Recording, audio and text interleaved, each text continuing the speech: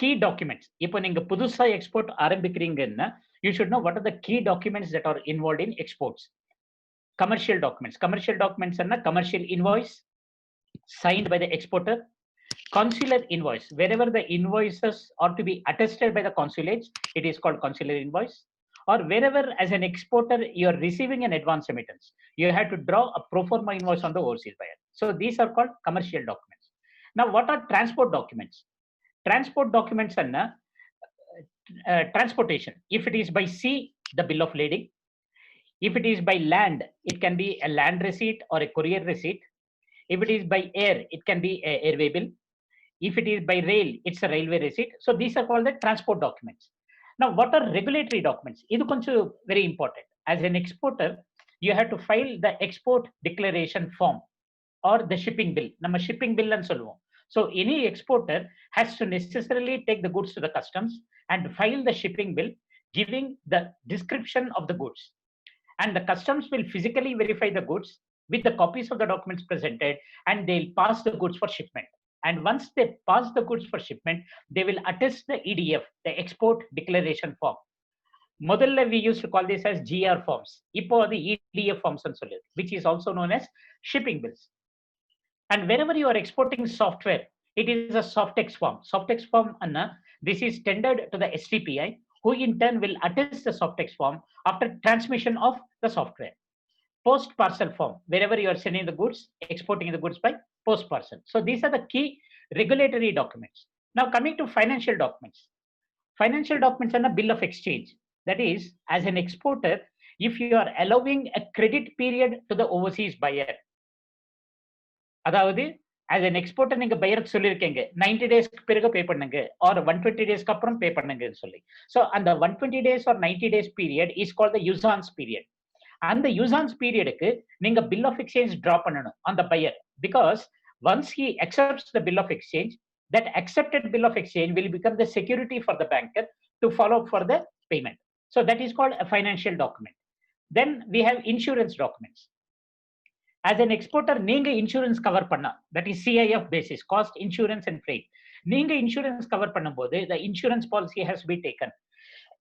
And keep in mind, as per the Incoterms 2020, the insurance policy should cover class A, covering all the risks involved, including terrorism activities. Then comes other documents. Other documents, it can be packing list, it can be certificate of origin, inspection certificate. So all these documents together, the transport documents, the regulatory documents, the financial documents, the insurance documents, and other documents, all these put together, we call it as export documents. So in the export documents should be dispatched to the overseas buyer either directly or through the bank. But the only document which you will not send to the overseas buyer is the regulatory documents. Regulatory documents on the bank. And keep in mind, bank deals only in documents and not in goods, because bank goes with the documents only. Suppose if you say I have exported 100 containers of say vegetables, bank will not go and check with the customs whether 100 containers of vegetables has gone.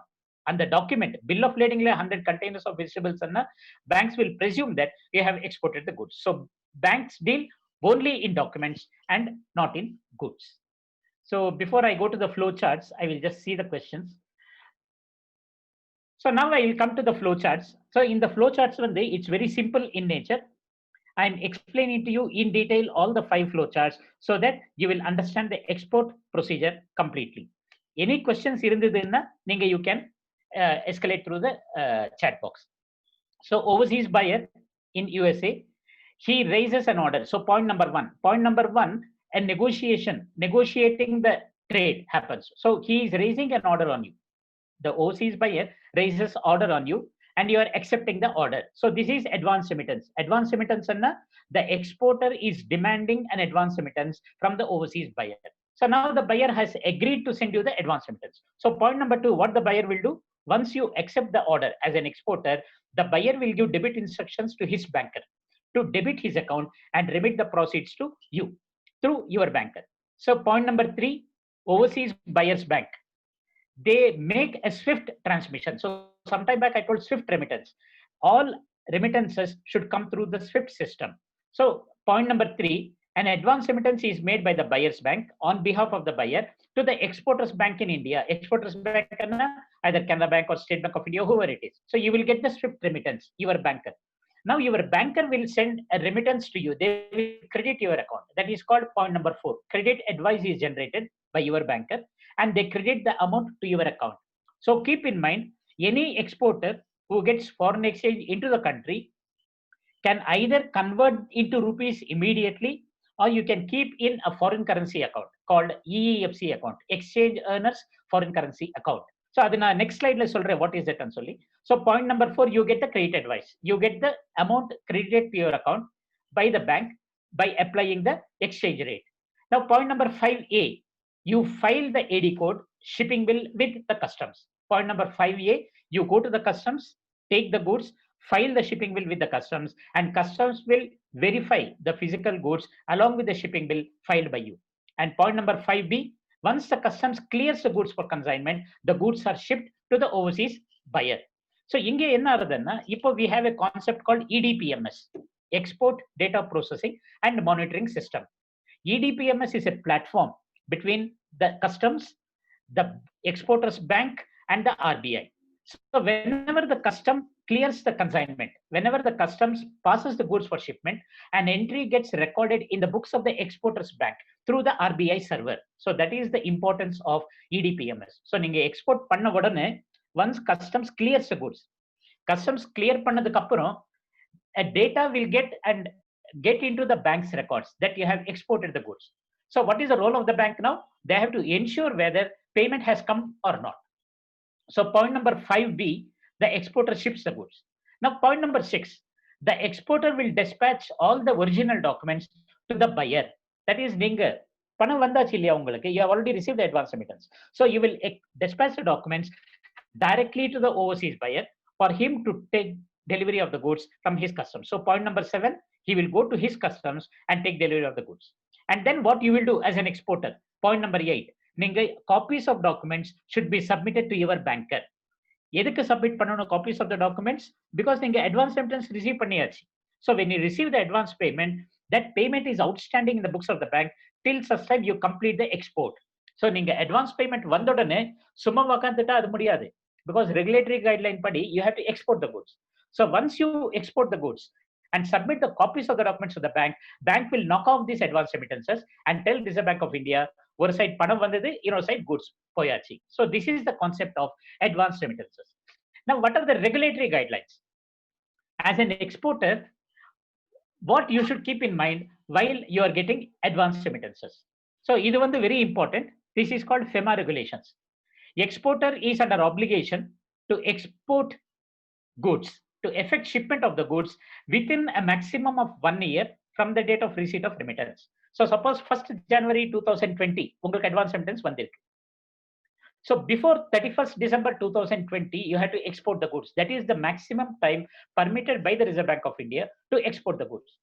Contract may be 3 months. Suppose நீங்க advance remittance receive பண்ணும்போது 3 months குள்ள நான் export பண்றேன் and நீங்க ஒத்திட்டு இருந்தா within 3 months you have to export the goods.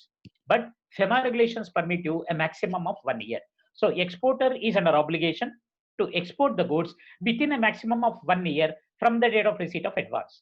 Now சில time என்ன ஆகுதுன்னா long term contracts, wherever it is going beyond 1 year, wherever at the time of agreement itself you come to know that it will not happen within 1 year. நீங்க agreement execute பண்ணும்போது உங்களுக்கு தெரியும் these are capital goods, capital exports which goes beyond 1 year. அப்போ இந்த 1 year period apply ஆகாது. So wherever it goes beyond 1 year, it is called long term export contracts.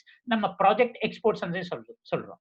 Then EFIRCs, wherever you are getting advance remittances, bank will issue what is called as the electronic foreign inward remittance certificate. இப்போ physical copies issue பண்ண மாட்டாங்க. Now FIRCs are not issued in physical copies.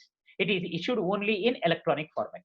Now point number next, refund of advance remittances. ஒருவேளை நீங்க within 1 year export பண்ணலன்னா அந்த வருஷத்துக்குள்ளே நீங்க இந்த amount refund பண்ணணும். That is a FEMA regulation. Wherever an exporter has received an advance remittance on 1st January 2020, within 31st December 2020, either you have to export the goods or you have to refund the amount to the overseas buyer. If you want to refund the amount after 1 year, In case ஒருவேளை நீங்க amount வாங்கியாச்சு but export பண்ணல, but 1 year முடிஞ்சு போச்சு, you have not refunded the amount. To refund the amount beyond 1 year, prior approval of RBI is to be obtained. So நீங்க ஒரு letter போடணும் RBI க்கு through the branch through which you have received the funds. So branch will represent to RBI, and RBI, depending on case to case basis, they will permit to refund the amount where it has crossed 1 year period. And wherever buyer, இப்போ நீங்க buyer கிட்ட advance remittance வாங்கியாச்சு, now you are refunding the amount. Now the buyer is demanding interest. Buyer சொல்றாரு, நான் 6 months நான் அனுப்பியாச்சு funds, நீங்க export பண்ணல. Now you are refunding.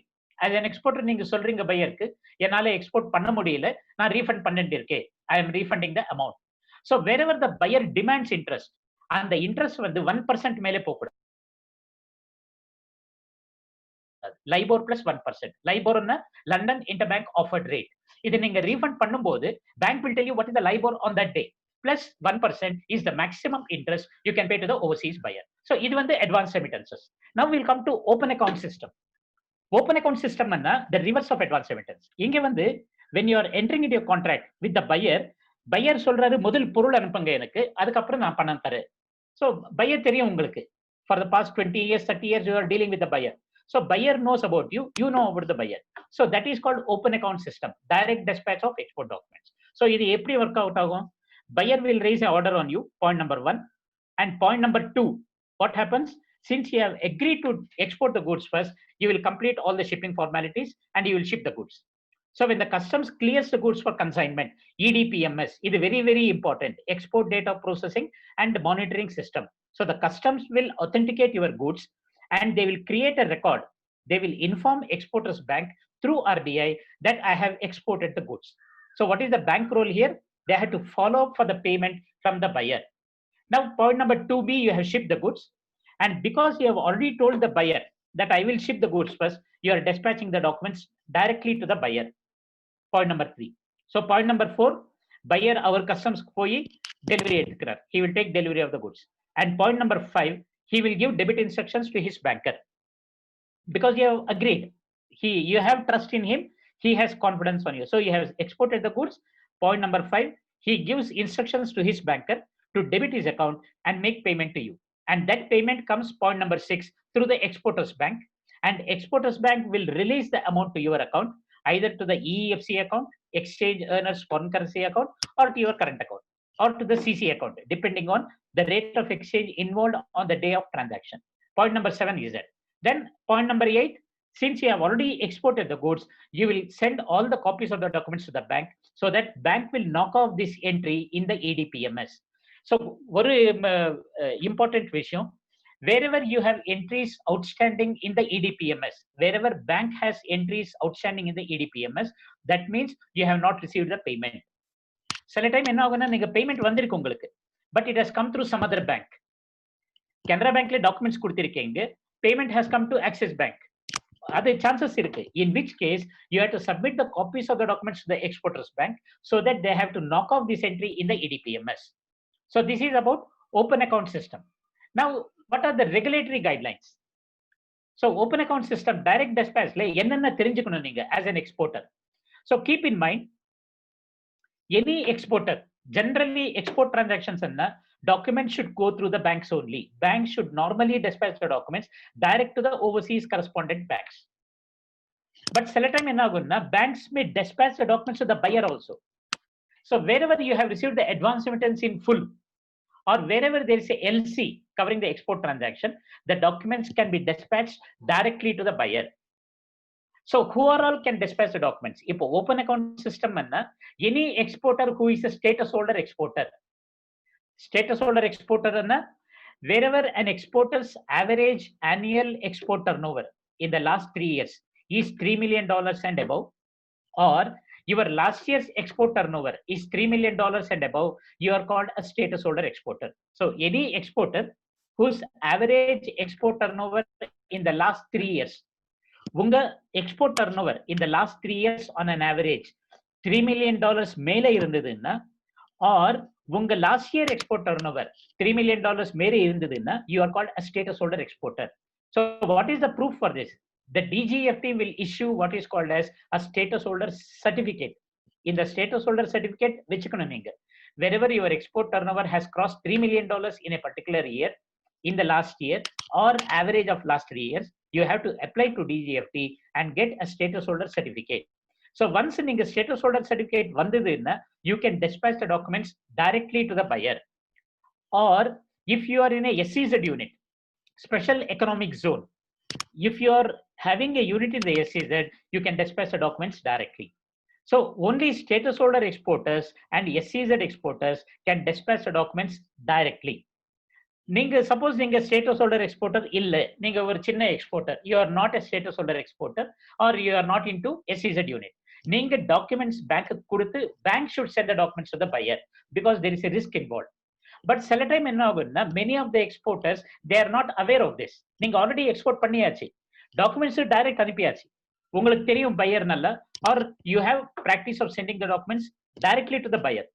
So wherever as an exporter who is not a SEZ unit or a status holder exporter, if you have dispatched documents directly to the overseas buyer, which is not as per FEMA regulations, as per FEMA regulations, நீங்க அனுப்ப முடியாது. But நீங்க அனுப்பியாச்சுன்னா இப்போ return பண்ண முடியாது. So wherever you have already sent, the AD bank, உங்க branch, உங்க bank, your bank can condone and regularize the transaction up to $1 million per transaction. Okay. But keep in mind, the first point is any exporter who is not a status holder exporter or a SEZ unit should necessarily give the documents to the bank only for them to dispatch it to the overseas buyer or to his banker. But wherever you have already dispatched the documents directly, you can regularize. Your branch has the discretion to regularize the documents. So நீங்க அப்போ சொல்லணும், சரி இல்லை ரொம்ப அர்ஜென்ட்டா இருந்தது, ஒரு letter கொடுக்கணும் along with reasons. Bank will regularize that transaction subject to the payment is received in full. Okay. Now, Arctic Overseas, they have a question. Can you please explain what is a revolving LC? Sir, நான் இன்னும் LCs ke வரல, அது வரும்போது I will tell. Okay. So this is about direct dispatch of documents. Now we will come to documentary collections. So direct dispatch, last flowchart க்கு இந்த flowchart க்கு என்ன difference ன்னா, the only difference between the last flowchart and this flowchart is that documents get routed through the bank. In other words, நாங்க earlier flowchartல பண்ணும்போது exporter dispatches the documents directly to the buyer. But இங்கே point number 3, once the exporter has shipped the goods, he gives the documents to his banker, that is say Canara Bank or Axis Bank. Canara Bank will send the documents to the overseas bank. They will present the documents to the buyer against payment. இது வந்து DP basis ன்னு சொல்லுவோம், documents against payment basis. Otherwise, the entire flow remains same. So the difference between open account and export collections is, in case of open account system, documents do not come to the bank. Documents go directly to the buyer and payment comes through the bank. But in case of documentary collections, documents are routed through the bank. Now the next one is DA basis, documents against acceptance. Now documents against payment, நீங்க buyer கிட்ட சொல்லிருக்கீங்க, once your bank receives the documents, you have to make the payment. See, as an exporter, you have entered into a contract with the buyer. Now நீங்க buyer சொல்லிருக்கீங்க, நான் பொருள் அனுப்புறேன் உங்களுக்கு, but நீங்க டாக்குமெண்ட்ஸ் வந்த உடனே நீங்க பேமெண்ட் பண்ணணும். உங்க பேங்க் டாக்குமெண்ட்ஸ் ரிசீவ் பண்ண உடனே நீங்க பேமெண்ட் கொடுக்கணும். That is called documents against payment. There is no credit period here. But documents against acceptance ன்னா, when you are entering into a contract with the buyer asks you for some credit period. So buyer சொல்றாரு உங்களுக்கு, நான் உங்களோட 20 இயர்ஸா deal பண்ணிட்டு இருக்கேன், 15 இயர்ஸா deal பண்ணிட்டு இருக்கேன், எனக்கு 90 days கிரெடிட் கொடுங்க. So wherever the buyer asks you for credit period, that is called DA basis, documents against acceptance. And the credit period, whether you give him 90 days கொடுக்குறீங்களோ or 120 days கொடுக்குறீங்களோ, and the credit period is called the usance period. So இங்க flow எப்படின்னா, point number 1, the buyer raises an order on you. Because you have agreed to dispatch the goods first, you complete all the export formalities, 2A, and you ship the goods, 2B. So when customs clears the goods for consignment, again, very important, EDPMS. EDPMS le ஒரு entry வரும்.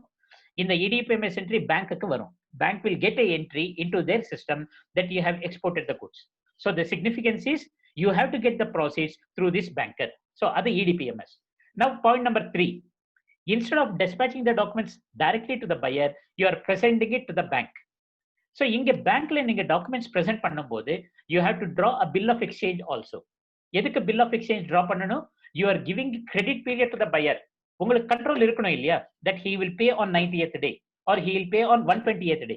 So அந்த tenure, அந்த யூசான்ஸ் பீரியடுக்கு நீங்க ஒரு bill of exchange draw பண்ணணும். This is called a secured instrument for the banker to collect payment.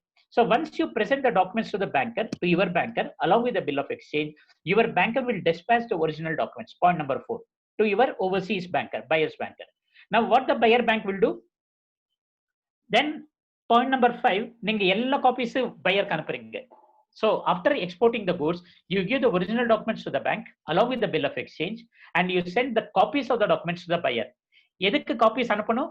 He has to make himself ready to get the goods imported into his country. அவங்களுக்கு copies இருந்தா தான் அவனை இதெல்லாம் பண்ண முடியும், arrange பண்ண முடியும் to get the delivery.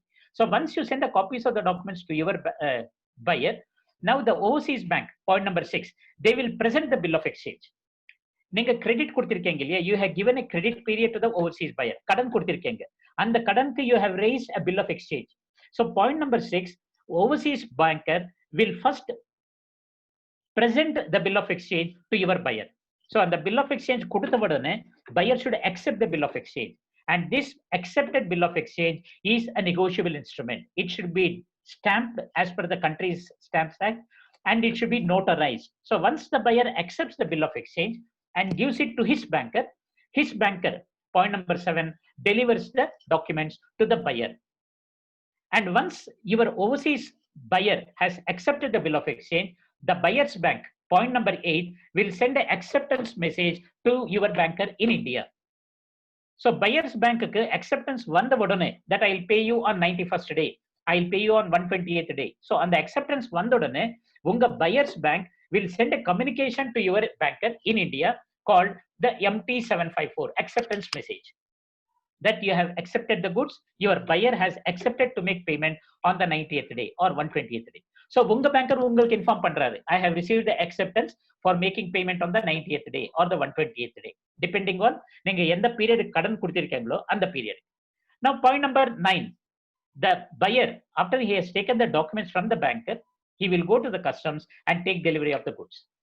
Point number 10, your buyer will make the payment on the due date, on the 90th day or 120th day as accepted to your banker, and your banker will release the payment to you, point number 11. So this transaction complete ஆகும். So keep in mind, as long as you receive payment from the overseas buyer, the entry in the EDPMS is outstanding. So any export bill, now we will come to FEMA regulations. What are the various FEMA regulations that has been kept in mind while handling export transactions? So as an exporter, நீங்க என்னென்ன தெரிஞ்சுக்கணும் under RBI guidelines, under FEMA regulations? So just a second. Now point number 1, any exporter who exports the goods should submit the export documents within 21 days to the banker. So நீங்க export பண்ணதுக்கு அப்புறம், from the date of shipment, if you are exporting the goods, if you are software exporter, from the date of transmitting the software. So within 21 days, நீங்க 21 நாளுக்குள்ள நீங்க export documents submit பண்ணணும் பேங்க்குக்கு. Now branch to match the details. So branch என்ன பண்ணுவாங்க? Once you export the documents to the bank, bank will match அந்த EDPMS data இருக்கு இல்லையா, நீங்க documents கொடுத்த உடனே உங்க branch செக் பண்ணுவாங்க அந்த EDPMSல இந்த என்ட்ரி இருக்கா இல்லையா. அந்த EDPMS என்ட்ரி இருக்குன்னா they will match the details and they will launch the bills and send it for realization. That is the significance of EDPMS, Export Data Processing and Monitoring System. It's a platform between the RBI, the customs and the bank. உங்களுக்கு access கிடையாது. As an exporter, you don't have access to EDPMS. EDPMS access is only to the bank, the Reserve Bank of India and the customs. And even நீங்க bank ன்னு சொல்லும்போது branchக்கு கூட access கிடையாது. Even your branch will not have access to EDPMS, but அவங்க centralized office, the centralized state finance center, will give them the details of the transaction. So branch will match the details of the shipping bill with the EDPMS data before lodging a bill. Now எப்போ realize ஆகணும்?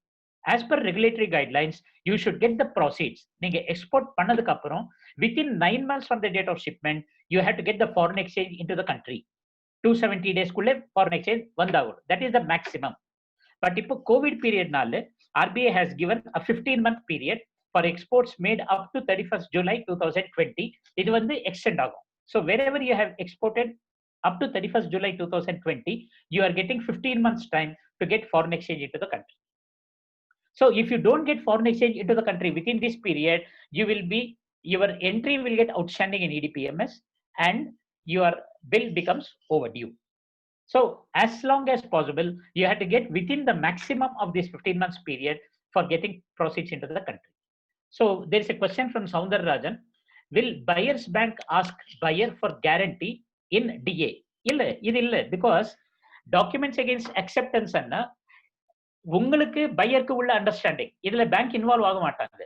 See, buyer and the exporter, you are agreeing for a credit period. As an exporter, you are giving a credit period to the buyer, and buyer has agreed to make payment on that day. So banker will not involve in this.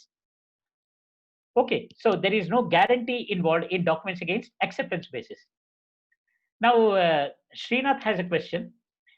In DA, documents against acceptance, is there any chance that buyer can default payment on the due date in spite of accepting at the beginning? It's a very valid question. Srinath, the point is here, when you are allowing a credit period to the overseas buyer, say 180 days. Now this 180 days, you are drawing a bill of exchange on the overseas buyer, which is accepted by the buyer, duly notarized in his country and duly stamped as per the stamp duty in his country. And the buyer's bank will be keeping that bill of exchange with them as a secured instrument till the due date. On the due date, if the buyer makes a default, buyer is absconding, buyer is an intentional defaulter, buyer is not traceable. So உங்களுக்கு payment வரல அன்னைக்கு. So அந்த bank என்ன பண்ணணும்? The buyer's bank will tell your banker in India that I have not received the payment today. Today being the due date, I have not received the payment today. Now your banker in India will inform you, sir, payment வரல என்ன பண்ணணும்? So here, either you can extend the period of payment as per RBI guidelines, or you can ask the bank to protest against the bill of exchange. So protesting anna, you will inform your banker, sir, idu protest panna sollunga. Protesting anna, the buyer's bank in the overseas location, they will protest this bill of exchange because it is notarized. And while protesting, they will use some time to the buyer to make the payment, say 15 days or 1 month's time. Within that time, if the buyer doesn't make the payment, you can initiate legal action against the overseas buyer through the buyer's bank with the help of the bank in India. So that is the probable option available to the buyer. But generally what happens is the bank, which is the buyer, might ask for extended period. So as a exporter, the buyer calls you and tells, sir, எனக்கு இன்னொரு 1 month time கொடுங்கன்னு சொல்லி buyer சொல்றாரு. அப்ப நீங்க என்ன பண்ணணும்னா, you can tell the banker, due date வந்து 180 days இருந்தது, on 31st March it was due, please extend it by 3 more months or 1 more month. So this is called extending an export bill. And for this, you have to provide documentary evidence to the bank, because banks have the discretion to extend the bill of exchange, to extend the due date of the payment for a maximum of 6 months period. So நீங்க ஒருவேளை 3 months time கொடுத்திருந்தீங்கன்னா, இன்னொரு 1 month extend பண்ணணும்னா banks can extend. They can extend up to a maximum of 6 months depending on what is your request for extending the bill. Now we'll come to the next point, how the export bill gets realized. Export bill நீங்க export பண்ணியாச்சு, how payment should come. Payment should come through the Nostro channel, that is through inward remittances, wire transfer and சொல்றோம். It can come through Vostro channel, it can come through rupees also, it can come through foreign currency notes, it can come through foreign currency checks, or if the buyer is a NRI, it can come through the debit of the NRI account also. So once the bill is realized, once the bank gets the realization proceeds, they issue what is called as the EBRC, Electronic Bill Realization Certificate. See, olden days there was a hard copy of the BRC. இப்போ hard copy கிடையாது. இப்போ everything is electronic, and the electronic bill realization certificate issued to the exporter also goes to the DGFT. An automatic message is generated to DGFT that this exporter's bill is realized. So this will help you in claiming incentives from the DGFT. And your entry in the EDPMS gets knocked off. And any exporter, as I told you earlier, you can park your entire amount in EEFC account, Exchange Earners Foreign Currency account, either in full or in part. Either you can park the amount in full or you can park the amount in part. But the condition is, lastly mentioned பண்ணிருக்கேன், the amount so parked in the EEFC account, Exchange Earners Foreign Currency account, should be converted into rupees within the last day of the next calendar month. So உங்களுக்கு suppose today we are 10th August. So இன்னைக்கு உங்களுக்கு you have received say $10,000 being export proceeds. You have already received the amount. It can be advance remittance or it can be bill realization. Now you tell the bank keep in EEFC.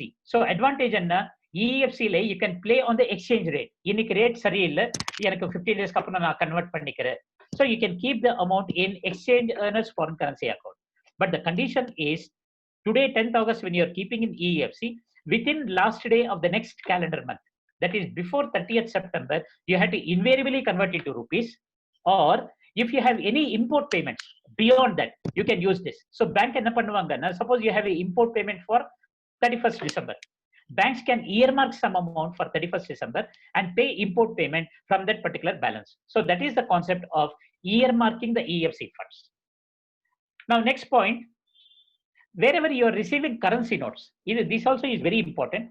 Many times என்ன ஆறுதுன்னா, உங்க buyer இந்தியாக்கு வராரு, your buyer will come to India, so he will be paying you in currency notes.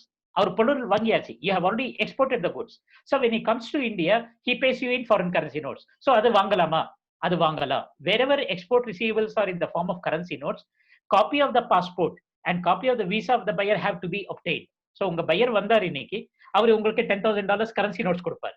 So when he gives the currency notes, you have to obtain from him the copy of the passport and copy of the visa. எதுக்கு வாங்கணும்? To prove that the buyer was in India. Because as per regulatory guidelines, any exporter receiving currency notes for their export realization, the buyer should be in India. So to prove that he is in India, you have to obtain the copy of the passport and copy of the visa. And wherever the currency notes exceeds $5,000, currency declaration forms has to be submitted. So now we will come to the case studies for the purpose. So you can go through these case studies to understand as to what is the concepts involved in these transactions. So now we will go to the next concept, LCs. So before I go to pre-shipment finance and post-shipment finance, I will go to LC transaction.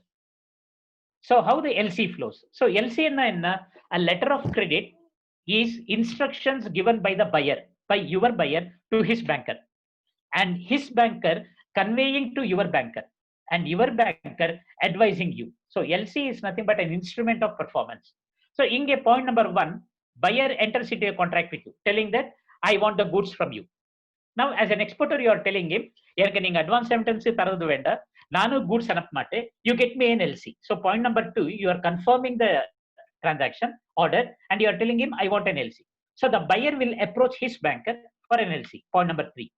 And point number 4, the LC is transmitted by the overseas bank to your banker, that is your banker in India. So point number 4, your banker gets an LC, and point number 5, your bank advises the LC to you.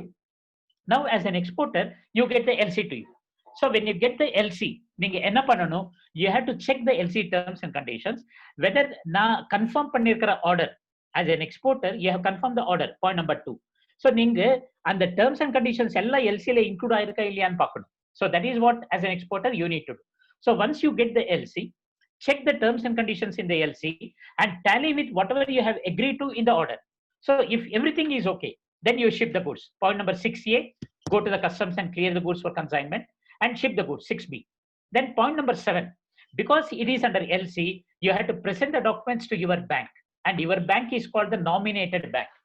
Nominated bank is the bank which is authorized to handle the export documents for the exporter. So he can be your own banker, unga bank irukla, or it can be a bank in your country. So nominated bank is one which is nominated by you to handle the export documents. Now what the nominated bank will do? Point number 7, you gave all the export documents. Now even enna பண்ணுவாங்க, they verify all the documents and forward the documents to the buyer's bank. And the buyer's bank, again, they will check the LC. They will have the copy of the LC with them. They will check the LC to all the terms and conditions and ella correcta irukka illaiyan paapanga. Documents. So bank deals in documents. So the buyer's bank will check all the documents and see whether all the terms and conditions are complied with the buyer exporter.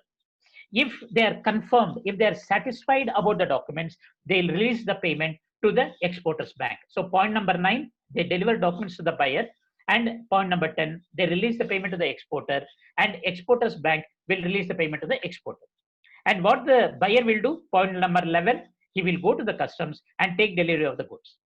And the exporter, point number 12, will get the export advice from his banker. So this is how an LC happens. Now, when we say an LC transaction, we also talk about the financing of an LC transaction. So we'll go to financing of an LC transaction, the pre-shipment finance and the post-shipment finance. So idella for your consumption, I given some case studies, some of the theory. So now we'll come to pre-shipment finance. Pre-shipment finance is finance to the exporter for procuring raw materials. So இது வந்து ஒரு flow chart இருக்கு.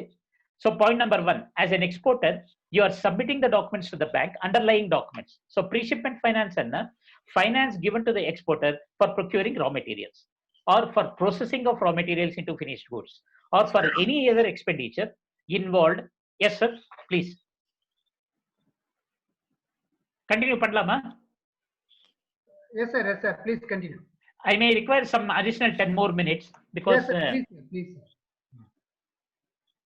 So now pre-shipment finance is nothing but export finance to the exporter to procure raw materials or to process raw materials to finished goods or any other expenditure involved in converting raw materials to finished goods or a combination of all the three. So நீங்க என்ன பண்ணணும், you have to submit your request to the bank. Bank will first sanction the packing rate limit, PC limit or post-shipment finance limit. So once the bank has sanctioned you the PC limit, pre-shipment finance limit, based on your credentials, your financials, and your creditworthiness, now you submit the underlying document, point number 1. So you submit either the LC copy, LC illenna an order copy, order illenna email communication, illa contract, illa agreement, any of the thing can be consumed as an underlying document. So as an exporter, you submit the underlying document to the bank. So what the bank will do, when the sanction limits kulle irundadena, they will disburse the PC. PC will be disbursed to you. PC can be taken either in Indian rupees or in foreign currency. Indian rupees la neenga vaanganala, in case if an exporter avails PC in Indian rupees, the benefit is you will get a 3% refund of interest paid by you to the bank from the government of India, and that is called interest equalization scheme. If you are an SME exporter, you will get a 3% refund of the interest paid on the PC balances. If you are an MSME, you will get 5% refund. So in the scheme வந்து interest subvention scheme and சொல்லுவோம். This is now called as interest equalization scheme. So wherever an exporter avails PC in Indian rupees, he gets a direct benefit of 3% refund of interest from the government through the bank. சில பேங்க்ல என்ன பண்ணுவாங்கன்னா அது net off பண்ணுவாங்க.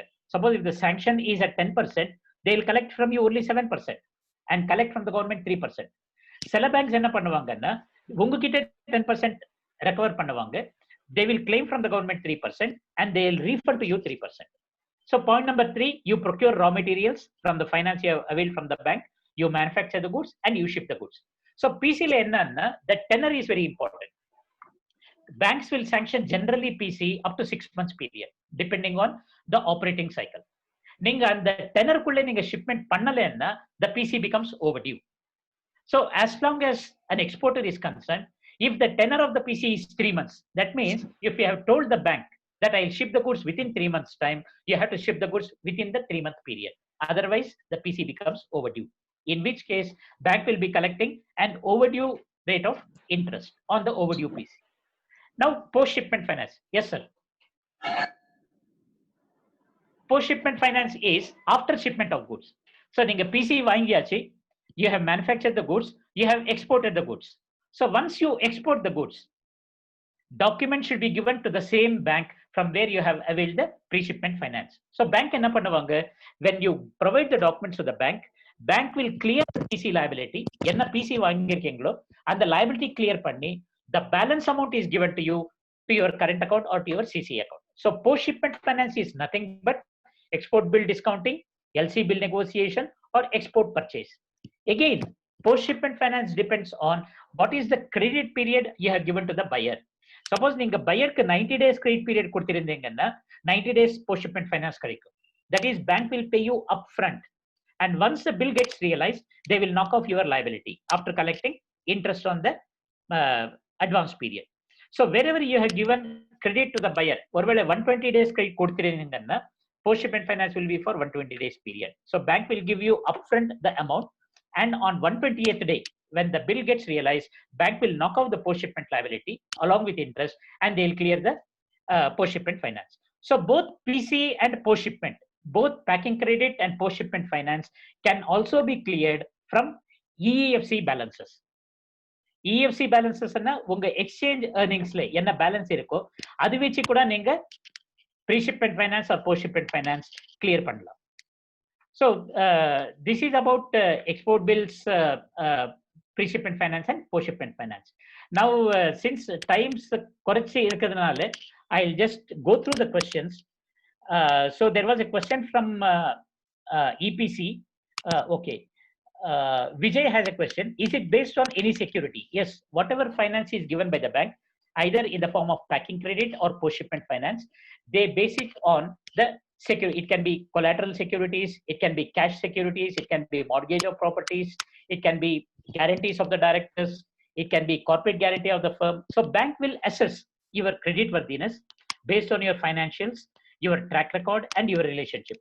So based on that, the security is processing. So it's based on security.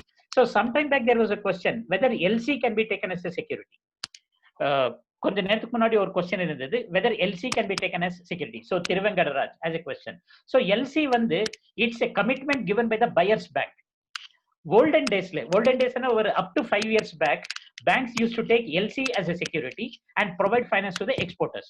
But Ippo, in the current scenario, for the past 5 to 7 years, banks are not sanctioning finances to the exporter based on the LC alone.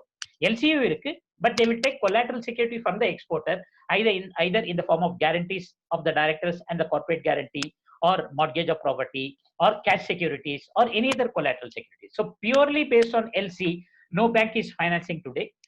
Of course, SBI le pannuvanga sila cases as a exceptional case.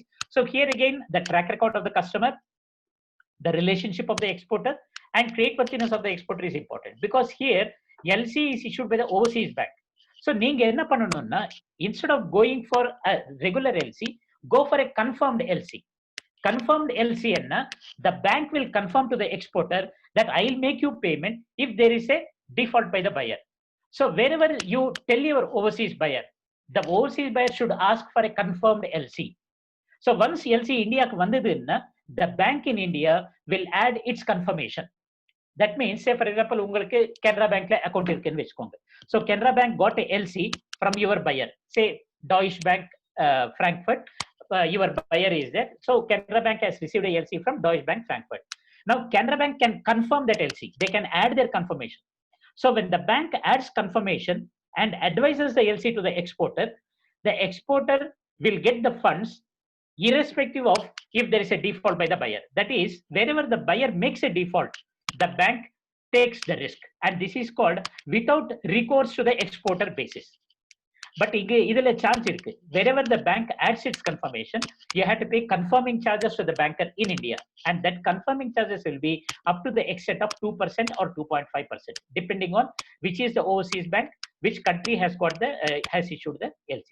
So you can go for confirmed LC wherever you feel you are finding difficult to get finance from the banker in India. So in case of confirmed LC, the bank will pay you if there is a default by the buyer. Now, Kamala Kannan has a question. I have got exporter from Spain, 60 days credit, but they have not told whether it is open or DA. Buyer is known person. What doc should I follow? See, wherever you get an export order, you have to first understand whether it is on documents against payment basis, documents against acceptance basis. Now he says 60 days credit. That means it's DA. Wherever the buyer wants a credit period, and if you are agreeing for the 60 days period, it is called documents against acceptance. That is point number 1. And point number 2 is you have to find out whether you have to route the documents through the bank or directly. So here, if you are not a status holder exporter, if you are not a SEZ unit, you have to route through the bank only. So நீங்க என்ன பண்ணணும்னா, once you have agreed for 60 days credit, once you have agreed for the terms and conditions, you draw a bill of exchange on the overseas buyer, and along with the documents, along with the export documents, submit the documents along with the bill of exchange to your banker in India. Now your banker will courier the documents to the overseas buyer's bank along with the bill of exchange, and they will deliver the bill of exchange, get it duly accepted, and then they will deliver the documents to the buyer. So this is called documents against acceptance basis. If the buyer is a known person to you, then it is as good as you have comfort with the overseas buyer. So 60 days credit can be given. As per RBI guidelines, the maximum credit should not go beyond 9 months period. 270 days is the maximum credit period which you can provide to the overseas buyer, within which time the foreign exchange should come into the country. Now, Soundararajan has a question: how to find which all commodity goods are eligible for GST reimbursement for exports and imports? So this depends on the HSN classification code. Now, model first slide lesson, whenever you are exporting, you should know what is the HSN classification code for your commodity. If that is known, you can find out on the site itself whether it is commodity permissible under the foreign trade policy. Okay, so now coming to remittances, I think I will just give a small pause. Sir, in 5 minutes, Sir, please, sir. Please, sir. Please, sir. Because the subject being very exhaustive. Yeah. So miscellaneous remittances. What are the remittances that an exporter can do?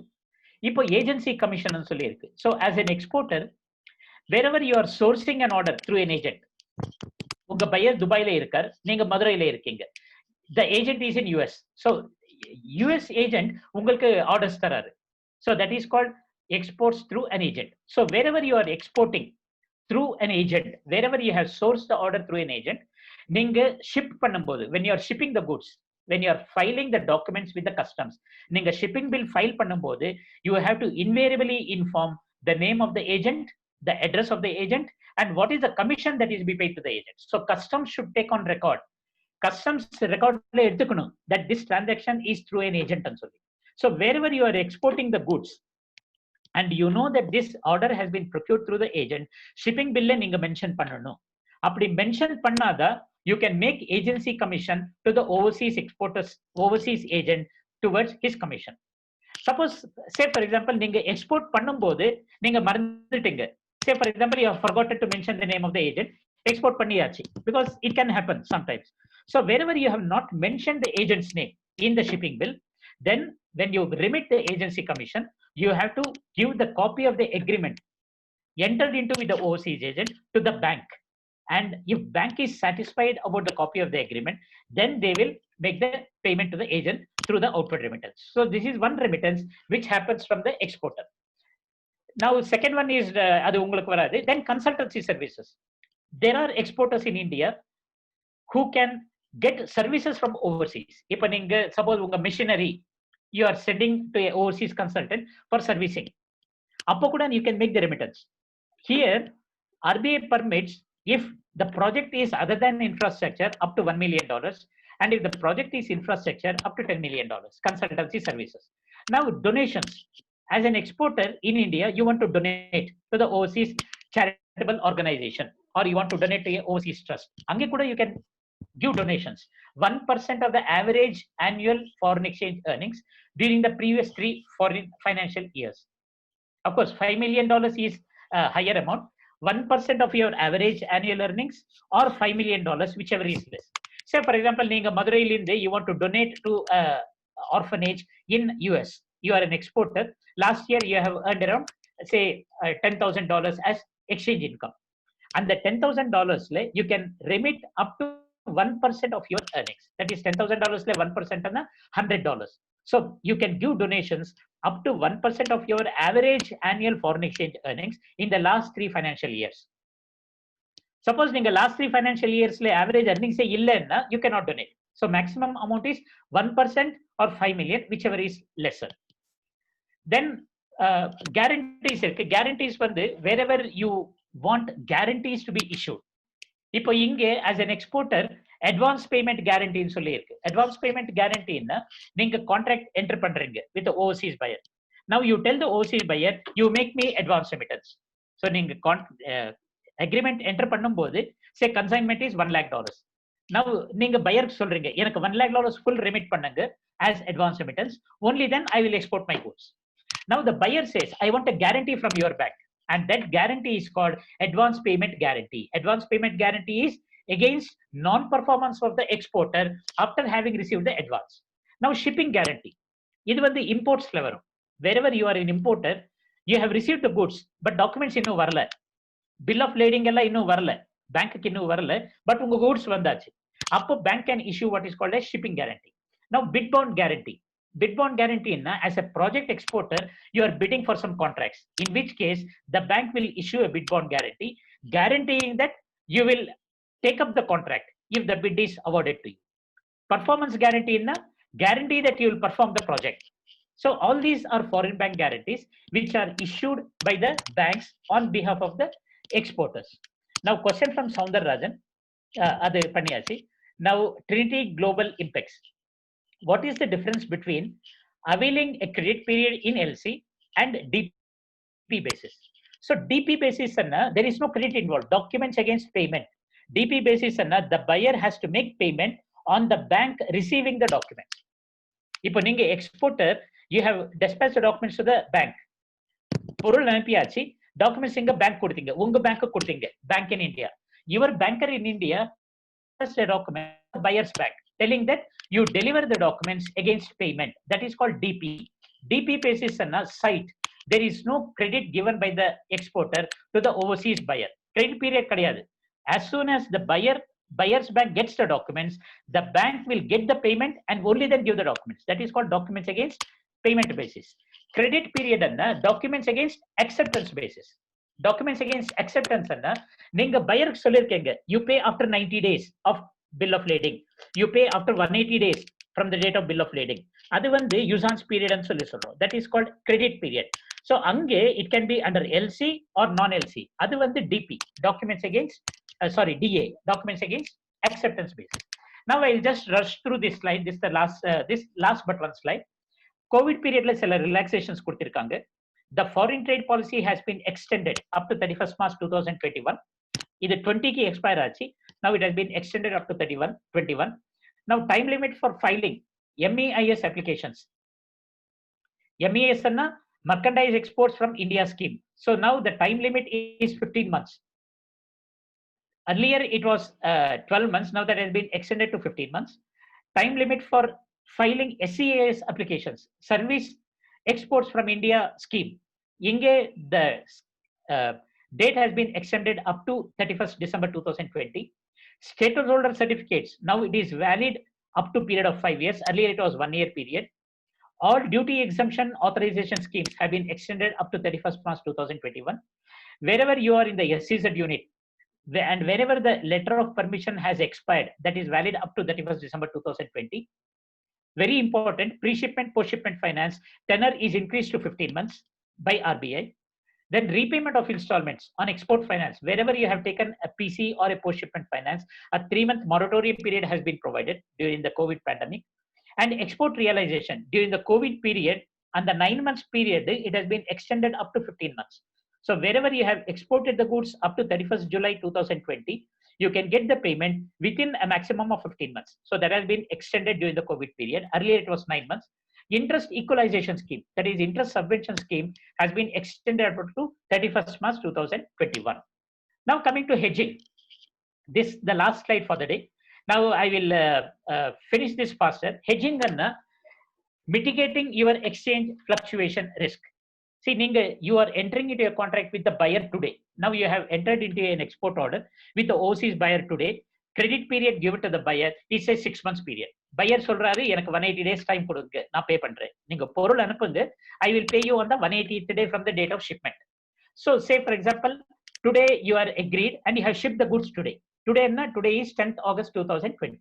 So he will pay 6 months from today. That means he will pay on September, October, November, December, January, February. So he will pay on 10th February 2021. So say for example, the transaction is $50,000. Now today the bank rate is 70, example, 70 rupees and vechukong. Now on February, what is the rate going to be? உங்களுக்கு தெரியாது, bankersக்கு தெரியாது, உங்களுக்கு தெரியாது, யாருக்குமே தெரியாது, because it's a market driven concept. So today you can tell the bank, I am receiving $50,000 on 10th February. During February, I want to book a forward contract. So that is what we mean by hedging your export receivables.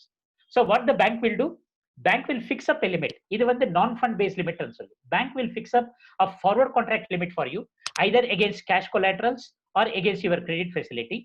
You have to submit the underlying document to the bank that you are exposed to risk.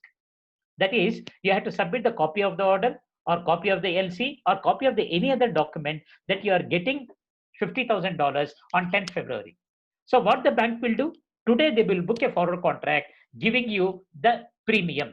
So since dollar and all foreign exchange currencies are at a premium, இன்னைக்கு spot rate 17, suppose premium up to February, that is arrived at based on the demand and supply concept. So market driven factor இது. So நீங்க Google கூட போய் check பண்ணலாம். 6 monthsக்கு என்ன premium இருக்கு, 3 monthsக்கு என்ன premium இருக்கு, you can check. So bank will give you the premium. So 70 rupees is the spot rate, today's rate.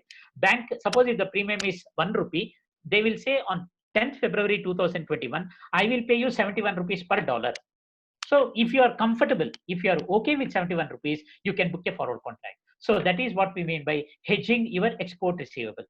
So on 10th February or during February, when you get this $50,000, you have to utilize this contract. Anniki, February 10th, Anniki, suppose if the dollar rate is 75 rupees or 65 rupees, irrespective of the market rate, you will get what you have booked. That is called forward contract.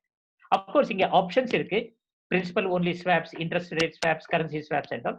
These are all slightly complicated hedging mechanisms where you should understand the market. So forward contract is a simple plain vanilla transaction where you can book your receivables by locking in the price today itself. And on the day of receiving remittance, bank will utilize this contract and pay you at whatever is the contracted rate. So I had to downsize many of the concepts because nariya forex transactions, nariya forex topics are very exhaustive in nature.